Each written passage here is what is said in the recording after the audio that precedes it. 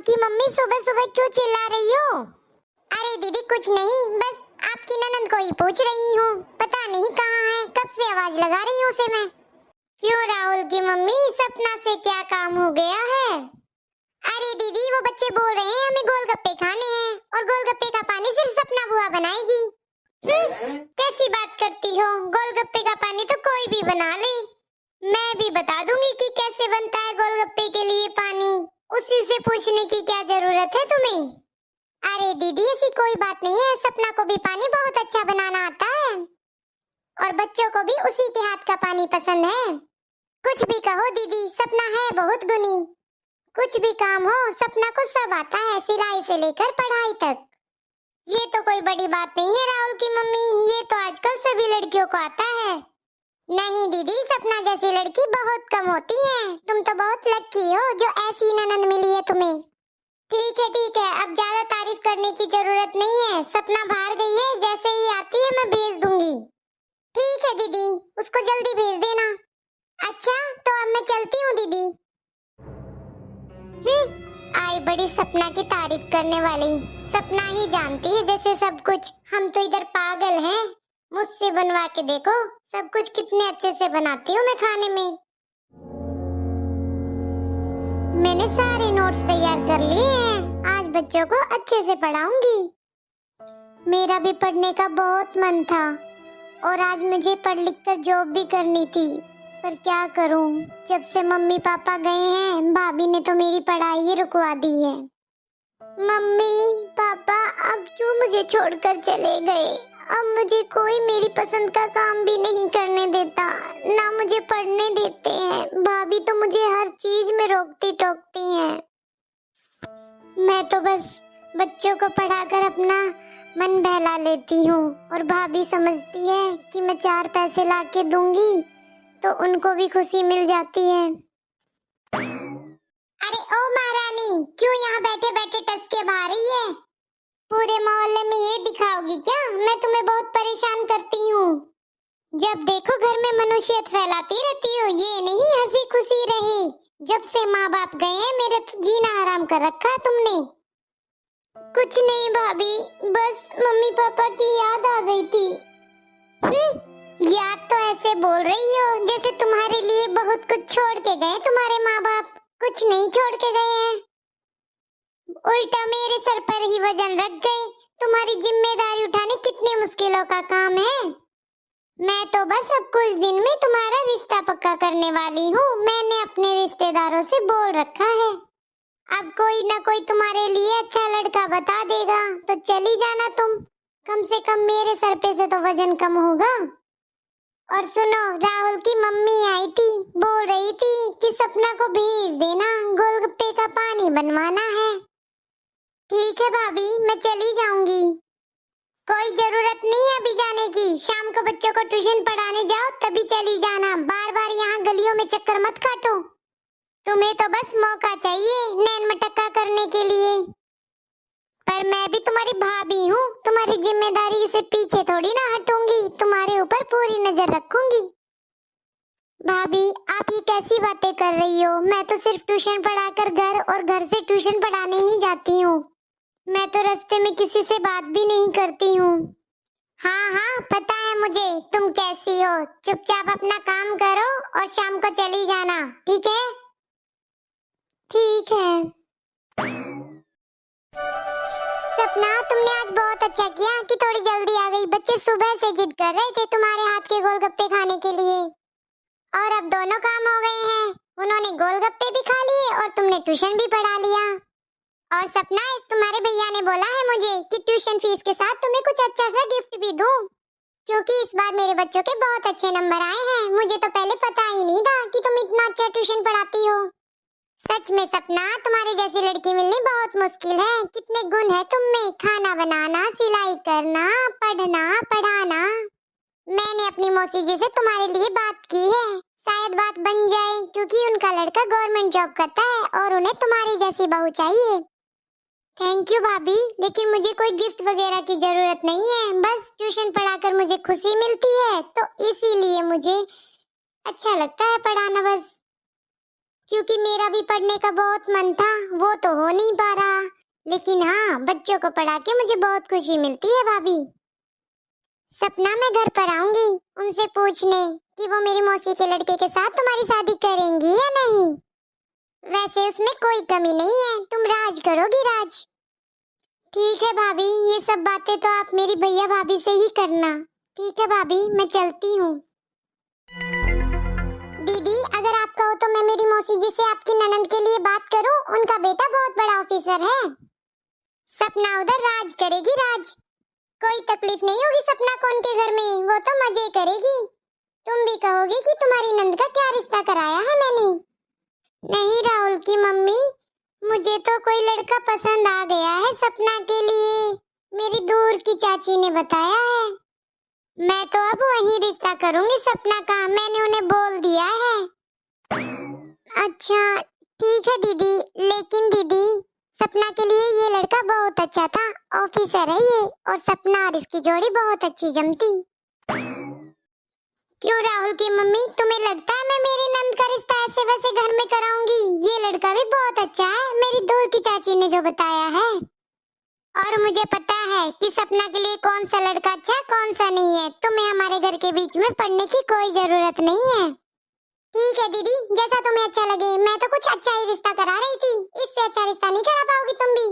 और मुझे पता है तुम्हें कितनी तुम्हारी नंद की फिक्र है, देखती हूँ मैं सपना को जैसे बेचारी छुप छुप कर रोती है। तुम कितना भी बोलो, मुझे पूरा यकीन है कुछ अच्छा लड़का नहीं देखा होगा तुमने, पर ठीक है, जैसी सपना की किस्मत, क्या करे बेचारी। चलती हूँ मैं, भगवान करे तुम्हारी जैसी भाभी किसी को भी ना मिले। आई बड़ी रिश्ता करवाने के लिए, बड़ी फिक्र है इसे जैसे सपना की। और ये होती कौन है मेरे घर में बोलने वाली? सपना, ओ सपना, कहाँ है? देखो तो महारानी को कैसे आराम से बैठकर चाय पी रही है, ये नहीं घर का काम करा ले थोड़ा बहुत। सपना, हाँ भाभी। सपना, मैं कब से तुझे आवाज लगा रही हूँ, तुझे सुनाई नहीं दी मेरी आवाज? नहीं भाभी, अगर मुझे आपकी आवाज सुनाई देती तो मैं जरूर बोलती। बस बस, अब बहाने बनाने की जरूरत नहीं है तुझे।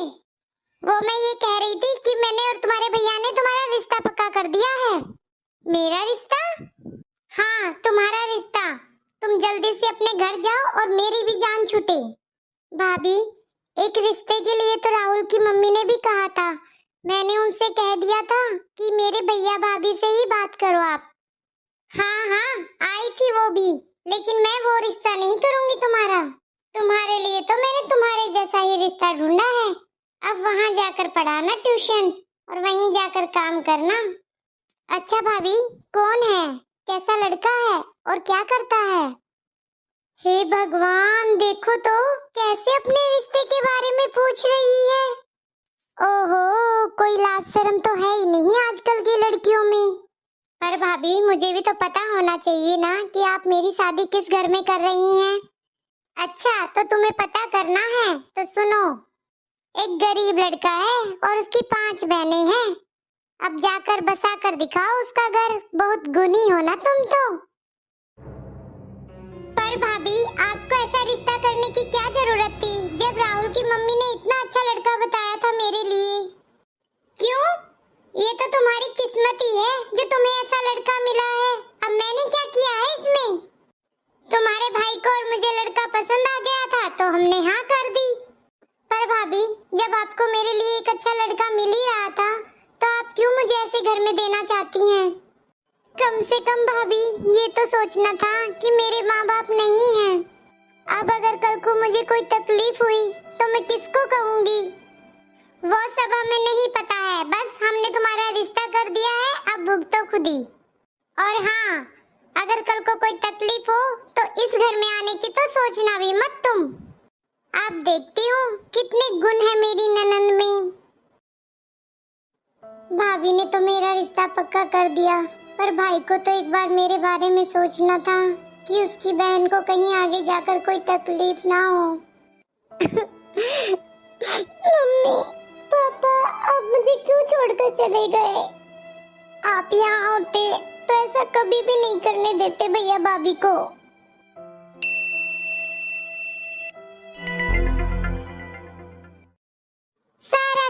रख लिया है मैंने, थोड़ा थोड़ा नमक मिर्च हल्दी। जाके तो देखो सपना कैसे दिन काट रही है गरीबी में। बहुत यहाँ की लेडीजें बोलती थी बहुत गुणी है तुम्हारी ननंद, अब देखती हूँ कितने गुण उसके सामने हैं। थोड़ा सा सामान ले जाती हूँ ताकि उसकी सास ये ना कहें कि उसकी भाभी आई और कुछ लेकर भी नहीं आई। अब इतने गरीबों के घर में जाऊंगी तो कुछ लेकर ही जाना पड़ेगा।